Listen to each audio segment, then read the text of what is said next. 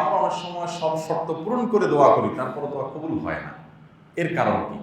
এর উত্তর হলো যে দোয়া কবুলের 3টি স্তর আছে। নবী করিম সাল্লাল্লাহু আলাইহি ওয়াসাল্লাম বলেছেন, কখনো কখনো মানুষ যা চায় তৎক্ষণাৎ তা দিয়ে দেওয়া হয়। এটা হলো একটা অপশন। দোয়া কবুলের আরেকটা ফরম্যাট হলো, মানুষ চেয়েছে আল্লাহর কাছে একটা জিনিস দুনিয়াতে, আল্লাহ সেটা দিল না।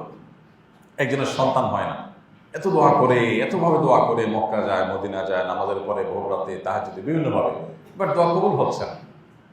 তো আল্লাহ রাব্বুল আলামিন এই ব্যক্তিকে এই কাঙ্ক্ষিত জিনিসটা না দিয়ে তার জন্য আখিরাতে বিনিময় রেখে দিবেন, এবং সেই বিনিময় যখন পাবে সে, তখন তার কাছে মনে হবে যে আমার দুনিয়াতে আরো যে দোয়াগুলো কবুল হয়েছে সেগুলো যদি কবুল না হতো, এটা আমার জন্য বেস্ট হতো। কারণ সেই চাওয়া পূরণ হওয়াটা সীমিত সময়ের জন্য, আর এটা অনন্তকালের জন্য হতো। কখনো কখনো আল্লাহ তাআলা বান্দার জন্য দোয়ার কাঙ্ক্ষিত বিষয় না দিয়ে তার চেয়ে বেটার জিনিস রেখে দেন। আর দোয়া কবুলের আরেকটা উপায় হলো, আল্লাহ দোয়া কবুল করেন, কিন্তু সেটার প্রক্রিয়া হলো যা চেয়েছে তা না দিয়ে তার কোনো অকল্যাণ থাকে তাকে রক্ষা করেন। দেখুন, আমাদের জীবনে বহু বিপদ আসে, যে বিপদ থেকে বাঁচার জন্য আমরা আল্লাহর কাছে অ্যাপ্লিকেশন করি নাই। হয় না অনেক সময় যে একদম চোখের পাশ দিয়ে একটা কিছু চলে গেছে, আর 2 ইঞ্চি এদিকে আসলে আমার চোখটা শেষ হয়ে যেত, গাড়িটা মাত্র 1 হাত দূর দিয়ে চলে গেছে, আর অল্পের জন্য আমি নিচে পিষ্ট হয়ে যাই না, হয় না এরকম? আমি কি আল্লাহর কাছে দোয়া করছি, আল্লাহ ওই যে গাড়িটা আসতেছে আমি যেটা নিচে না পড়ি? দোয়া তো করি নাই। উইদাউট অ্যাপ্লিকেশন আল্লাহ সুবহানাহু ওয়া তাআলা আমাদের প্রতি অনেক সময় অনেক বিপদ থেকে আমাদেরকে রহম করেন। এগুলো কখন হয়ে থাকে?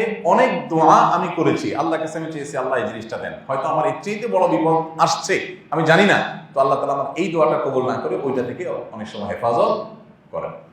খোলাসা কথা হলো, বান্দার দোয়া এটা কখনো তার জন্য ক্ষতির কোনো কারণ হওয়ার কোনো সম্ভাবনা নাই।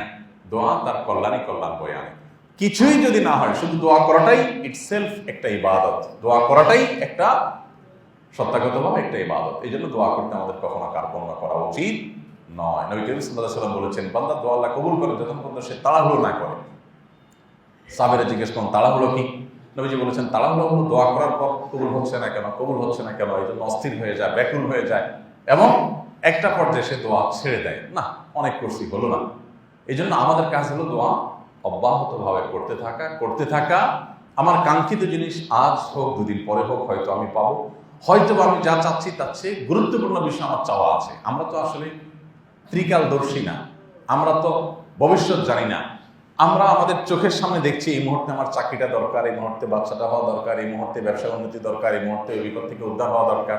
যেটুকু আমার খোলা চোখে দেখি সেটুকু আল্লাহর কাছে চাই। আমার জানার বাইরে, আমার দৃষ্টির সীমার বাইরে আমার অনেক বিষয় আছে যেগুলো আমি জানি না। যদি জানতাম তাহলে সেগুলোকে আরো বেশি প্রায়োরিটি দিয়ে আল্লাহর কাছে চাইতাম।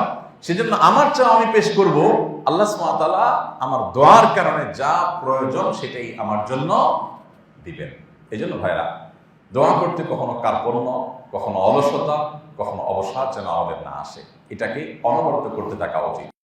আস-সুন্নাহ ফাউন্ডেশন, উম্মার স্বার্থে সুন্নাহর সাথে।